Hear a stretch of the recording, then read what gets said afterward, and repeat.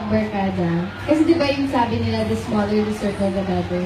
Pero pag madami kayong barkadahan, wala talagang mawawala. Hindi talaga mawawala yung issue. So, maganda itong panoorin nila kasi matututunan nila kung paano mag-trust, paano mag-save ng friendship, paano mag-treat ng, paano i-treat lahat ng patas yung mga sa circle mo, and paano i-okay ang lahat ng mga problema. So, yun. Kaya kailangan ko na ng panoorin. Kasi, hindi lang siya suspense eh. Parang may lalim talaga yung story niya na, behind that. Yun lang po. Si Jane. Dapat nilang abangan and panoorin tong movie kasi bukod sa suspense thriller siya, nandyan din yung, friendship. And makikita mo mag-i-enjoy din sila sa film. Hindi lang sila matatakot or kakabahan.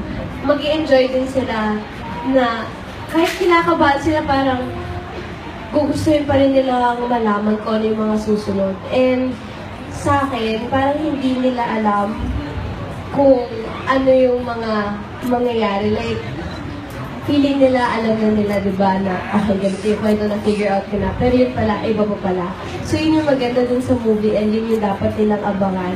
And yun nga, bukod sa friendship, sa test ng trust, sa test ng pagkakaibigan, kung sino ba yung dapat mong samahan or pagkatiwalaan or yun.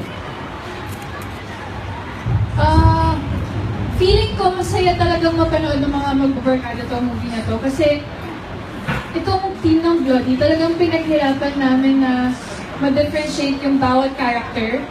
So, makaka-relate yung iba kung sino talaga sila sa barkada. So, makikita nila yung different personalities sa barkada.